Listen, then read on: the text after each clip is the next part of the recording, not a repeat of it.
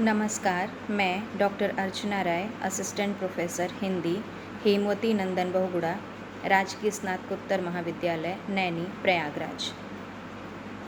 आज का मेरा यह व्याख्यान एमए द्वितीय सेमेस्टर के विद्यार्थियों के लिए है और यह पाश्चात्य काव्यशास्त्र से संबंधित है।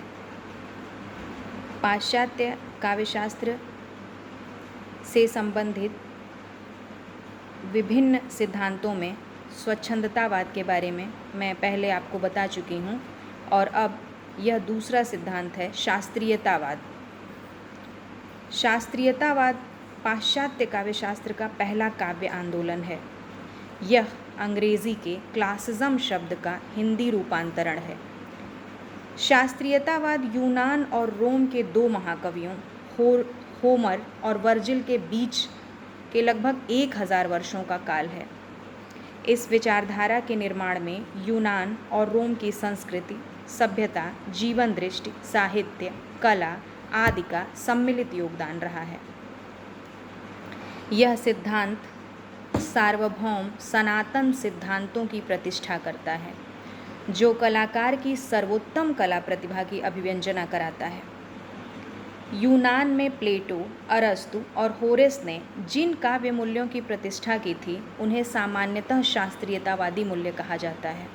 पुनः 13वीं शताब्दी में इटली में यूनानी साहित्य चिंतकों का अनुसरण कर यह प्रयत्न किया गया कि पारंपरिक काव्य मूल्यों को फिर से उनके मूल रूप में प्रतिष्ठित किया जाए। इस प्रकार यूनान और रोम में प्रतिष्ठित काव्य मूल्य सामान्यतः शास्त्रीयतावादी माने जाते हैं। शास्त्रीयतावाद की कुछ प्रमुख आधारभूत विशेषताएं निम्नवत हैं। सर्वप्रथम, यह परंपरा पर बल देता है, यानी यह परंपरावादी होता है और साहित्य में परंपरा की प्रतिष्ठा पर मुख्य बल देता है। प्राचीन आचार्यों द्वारा प्रतिष्ठित काव्य नियमों का सम्मान करते हुए नियमों में रहकर काव्य की रचना पर बल देता है। यह सिद्धांत साहित्य में उत्तेजक भावनाओं की अभिव्यक्ति को अच्छा नहीं समझता और पाठकों के मानसिक संतुलन का ध्यान रखता है, यानी यह साहित्य को किसी की भावनाओं को भड़काने का माध्यम नहीं बनाता है। और यही कारण है कि एबरक्राम्बी शास्त्रीयतावाद को कला का स्वास्थ्य कहते हैं। संयम व संतुलन इस सिद्धांत की प्रमुख विशेषता है। इस साहित्य में किसी जाति के जीवन आदर्श, सांस्कृतिक मूल्य आदि प्रतिबिंबित होते हैं। इस साहित्य की एक बड़ी और महत्वपूर्ण विशेषता यह है कि इसमें वर्णित घटनाएं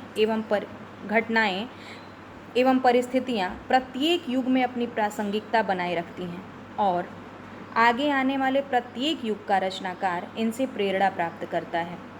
यानी आगे आने वाले प्रत्येक युग के प्रमुख और प्रसिद्ध साहित्यकारों की यह कोशिश होती है कि उन प्राचीन परंपराओं और घटनाओं का अनुसरण किया जा सके और उनको अपने काव्य में उतारा जा सके।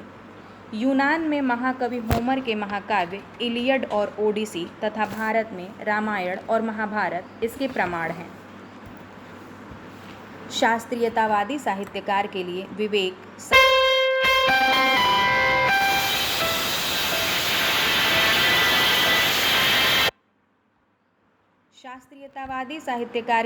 विवेक संयम, शालीनता व उदात्त भावनाओं जैसे गुणों का होना अत्यंत आवश्यक बताया गया है। यह ज्ञान का संगठित रूप है जिसकी शैली वैज्ञानिक शैली है। शास्त्रीयतावाद एक ऐसा सिद्धांत है जिसका अभिप्राय समय समय पर देश, काल और परिस्थितियों के अनुसार बदलता रहा है। प्रारंभ में जहाँ इसका प्रयोग यूनान व रोम के साहित्य चिंतकों द्वारा निर्धारित काव्य सिद्धांतों के लिए होता था, वहीं कालांतर में ईसा पूर्व 2री शताब्दी में यह शब्द अभिजात लेखन के अर्थ में प्रयुक्त होने लगा। अर्थात वे कृतियाँ जो समाज में सम्मानित थीं, कुलीन या अभिजात समाज में सम्मानित थीं, उन्हें क्लासिकल कहा जाता था और उनकी रचना के आधारभूत सिद्धांतों को शास्त्रीयतावादी सिद्धांत कहा जाता था। धीरे धीरे ईसा की 16वीं शताब्दी में यूनान या रोम से इतर श्रेष्ठ या महान साहित्यिक कृतियों को भी क्लासिकल कहा जाने लगा। यानी ज़रूरी नहीं है कि नहीं था कि यह कृतियाँ यूनान या रोम की ही हों। किसी भी देश की कुलीन और अभिजात्य कृतियों को क्लासिकल कृति के अंतर्गत रखा जाने लगा। आगे चलकर इंग्लैंड में 17वीं शताब्दी के अंतिम चरण और 18वीं शताब्दी के मध्य तक के साहित्य यानी ड्राइडेन, पोप व एडिसन तक के समय के साहित्य को आगस्टस युग का साहित्य कहा गया, क्योंकि उसमें तत्कालीन रोमन सम्राट आगस्टस, जिनका समय 27 ईसा पूर्व से 14 ईस्वी तक का था, के समय के प्रसिद्ध साहित्यकारों जैसे वर्जिल, होरेस, आविड व ट्रिबुलस की श्रेष्ठ रचनाओं के महत्वपूर्ण गुणों का अनुकरण किया गया। यह शास्त्रीयतावाद की कुछ प्रमुख विशेषताएं हैं। शास्त्रीयतावाद के बाद नवशास्त्रीयतावाद का नाम आता है। यह भी एक प्रकार का शास्त्रीयतावाद ही है, जिसका अर्थ है शास्त्रीयतावादी काव्य दृष्टि की साहित्य में पुनः प्रतिष्ठा। नवशास्त्रीयतावादियों यथा ड्राइडेन, पोप, स्विफ्ट, एडिसन व जॉनसन आदि ने यूनान व रोम के प्राचीन शास्त्रीय साहित्य को ही पुनर्जीवित करने का प्रयास किया। अपनी युगीन सीमाओं को ध्यान में रखते हुए इन्होंने प्राचीन ग्रीक शास्त्रीयतावाद को ही दोबारा परिभाषित करने का प्रयास किया है। यह नवशास्त्रीयतावादी मुख्यतः होरेस से प्रभावित थे और इसीलिए उन्होंने काव्य को उपदेशात्मक बताने के साथ साथ ही आनंददायक भी बताया, यानी काव्य में उपदेशात्मक वृत्ति के साथ ही आनंद प्रदान करने वाले तत्वों की भी प्रधानता हो।